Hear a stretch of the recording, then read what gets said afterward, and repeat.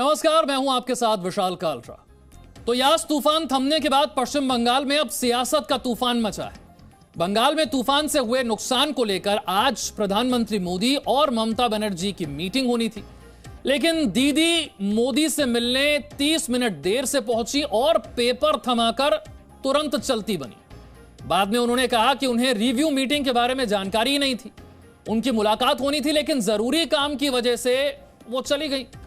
BJP कह रही है कि ममता का बर्ताव प्रधानमंत्री का अपमान है। अब सवाल है कि ममता बनर्जी देर से क्यों आई और तुरंत चली क्यों गई। दूसरा सवाल यह है कि आखिर रिव्यू मीटिंग में शुवेंदु अधिकारी क्या कर रहे थे, और तीसरा सवाल दीदी के पेपर्स में क्या था। इन तीनों सवालों के सही जवाब आपको हमारी इस रिपोर्ट में मिलेंगे।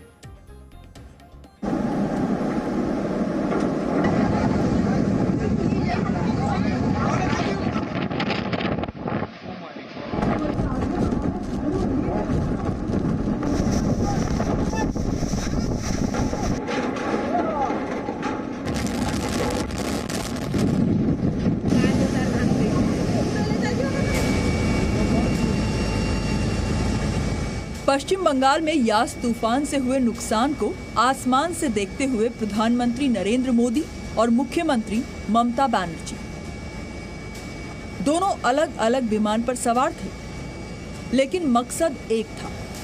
मकसद था यास तूफान से हुई तबाही का जायजा लेना। ओडिशा के बाद पश्चिम बंगाल में तूफान प्रभावित जिलों का हवाई सर्वेक्षण करने के बाद प्रधानमंत्री नरेंद्र मोदी बंगाल के कलाईकुंडा एयरपोर्ट पर उतरे।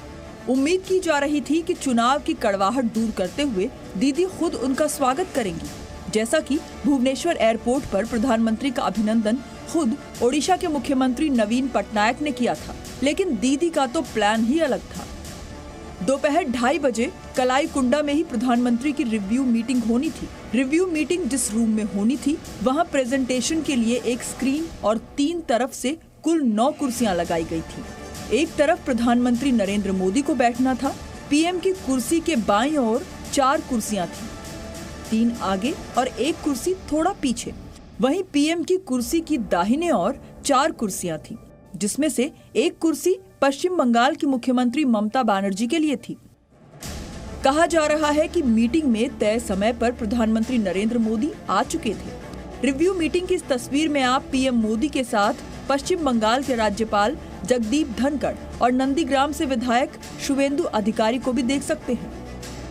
3 अधिकारी भी दिखाई दे रहे हैं, लेकिन ममता बनर्जी की कुर्सी खाली है। जानकारी के मुताबिक प्रधानमंत्री 30 मिनट तक ममता बनर्जी के आने का इंतजार करते रहे। 30 मिनट देर से दीदी मीटिंग में पहुंची और प्रधानमंत्री को पेपर सौंपकर तुरंत चली गईं।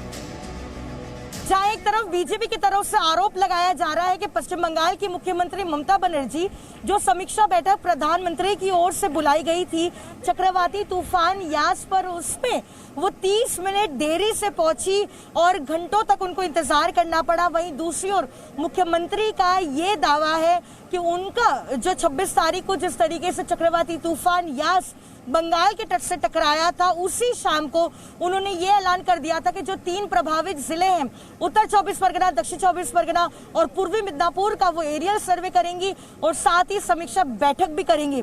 इसलिए आज जब ममता बनर्जी पहुंचती है वहां पर 1-on-1 बैठक करने के लिए प्रधानमंत्री नरेंद्र मोदी के साथ, तब वो कहती है कि उनकी शेड्यूल्ड है मीटिंग्स है जो कैंसिल नहीं हो सकती है। सारे स्टेट ऑफिशियल्स उनका इंतजार कर रहे हैं और उनका तरफ से जो दावे सामने आए कि उन्होंने प्रधानमंत्री की अनुमति लेने के बाद ही वो फिर दीघा आ गई पूर्वी मिदनापुर में अपनी समीक्षा बैठक करने के लिए। ममता बनर्जी उत्तर 24 परगना और दक्षिण 24 परगना में हवाई सर्वेक्षण के बाद प्रधानमंत्री से मिलने पहुंची थी, लेकिन अचानक उनका पेपर सौंप कर जाना, ये बात कुछ जमी नहीं। मीडिया ने दीदी से इसकी वजह पूछी तो जवाब मिला, 20,000 कोटी टाकार पैकेजेर कथा আমরা বলেছি, পাবো না হয়তো আমরা কিছুই, কিন্তু যাই হোক এটা প্রধানমন্ত্রীকে দিয়ে আমি এটাই বলে এসেছি যে আপনি আমার সাথে মিট করতে চেয়েছিলেন, তাই অত দূর থেকে আমি এসেছি এবং আপনাকে মিট করে আমরা এই কাগজটা আমি এবং আমার চিফ সেক্রেটারি মিলে দিয়ে গেলাম এবং আমাকে দীঘায় যেতে হবে, যেহেতু দীঘায় আমার যাওয়ার কথা আছে, তাই আমি আপনার পারমিশন নিয়ে বেরিয়ে যাচ্ছি। पीएम मोदी को इतनी सी बात कहकर ममता दीघा के लिए रवाना हो गईं। लेकिन ये बात न राज्यपाल को पसंद आई और न बीजेपी को। आज मुझे लगता है कि ममता बनर्जी के पास आत्मबल नहीं बचा है, वो नैतिकता नहीं बची है। जिस तरह वो हारी है मुख्यमंत्री होकर, आज वो सामना नहीं कर सकती शुभेंदु अधिकारी का। ये दर्शाता है आज कि उनका जो है नैतिक बल जो है समाप्त हो चुका है। वो पूर्वाग्रह से उसमें जो है डूब चुकी हैं। अब सवाल ये है कि ममता बनर्जी ने रिव्यू मीटिंग से दूरी क्यों बनाई। दीदी कह रही हैं कि उन्हें इसकी जानकारी नहीं थी, लेकिन उन्होंने ये बात मानी कि प्रधानमंत्री के साथ उनकी मुलाकात होनी थी। चर्चा इस बात को लेकर भी है कि रिव्यू मीटिंग में शुभेंदु अधिकारी के बुलाए जाने से दीदी नाराज थी, लेकिन पीएम ने शुभेंदु को रिव्यू मीटिंग में क्यों बुलाया था। हालांकि औपचारिक तौर पे किसी का भी बयान सामने नहीं आया है कि आखिरकार शुभेंदु अधिकारी को इस समीक्षा बैठक में क्यों बुलाया गया था।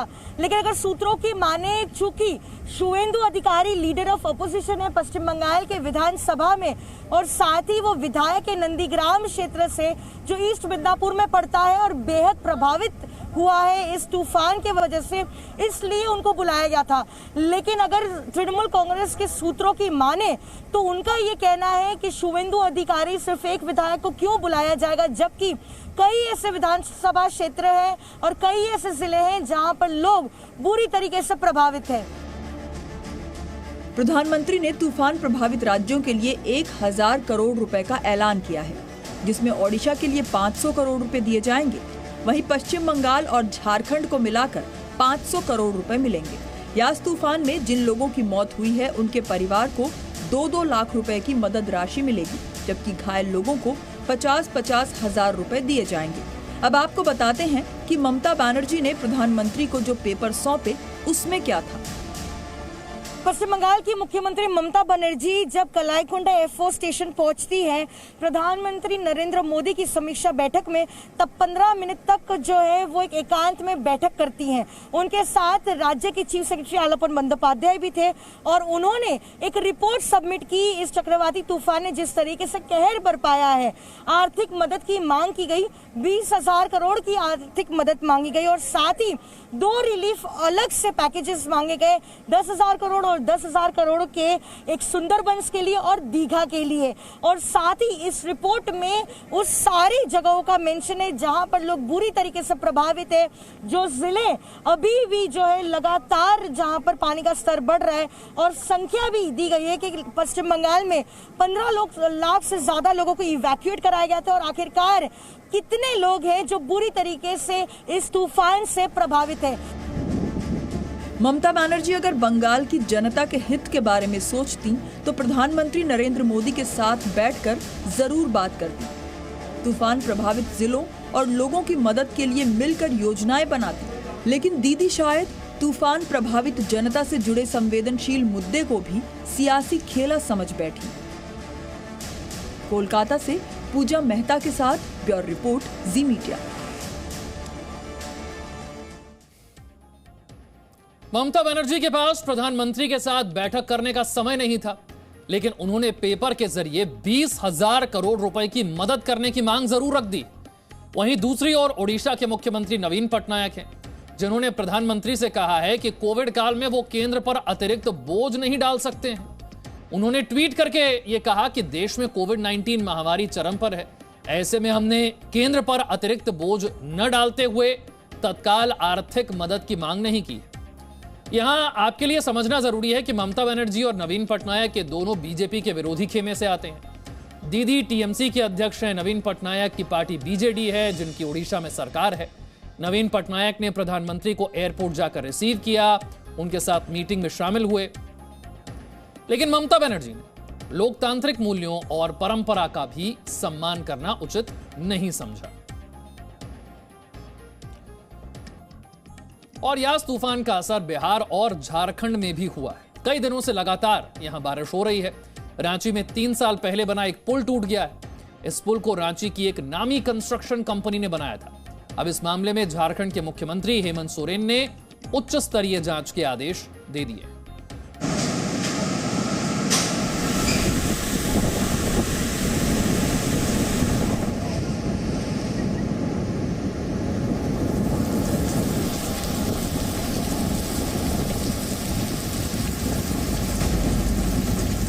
पश्चिम बंगाल, ओडिशा, बिहार और झारखंड। यास तूफान की चपेट में ये चारों राज्य आए, लेकिन झारखंड की राजधानी रांची में हवा के एक झोंके ने विकास के पुल को तोड़ दिया। या फिर ये कहिए कि हवा के झोंके में भ्रष्टाचार का पुल भरभरा गया। रांची की कांची नदी पर सिर्फ 3 साल पहले इस पुल को बनाया गया था। उस वक्त राज्य में बीजेपी की सरकार थी। सोचिए, 13 करोड़ रुपए की लागत से बना पुल 3 साल भी नहीं टिक पाया।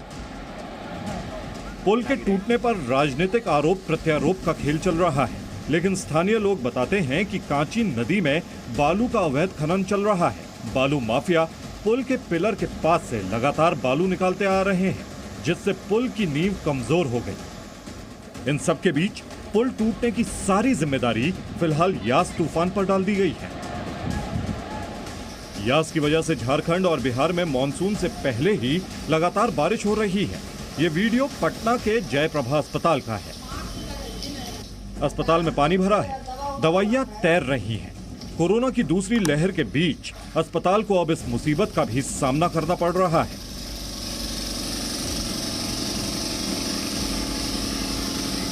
ये तस्वीर बिहार के कटिहार की है। गांव में बारिश का पानी समंदर का रूप ले चुका है। ऐसा लग रहा है जैसे घरों को सैलाब ने चारों ओर से घेर लिया हो। बिहार और झारखंड में गांव-गांव, शहर-शहर जल भराव की स्थिति बनी हुई है। मौसम विभाग के मुताबिक शनिवार से लोगों को राहत मिलने की उम्मीद है। Bureau report, ji media. Presenting B News app, available on Google Play and App Store. Download it now.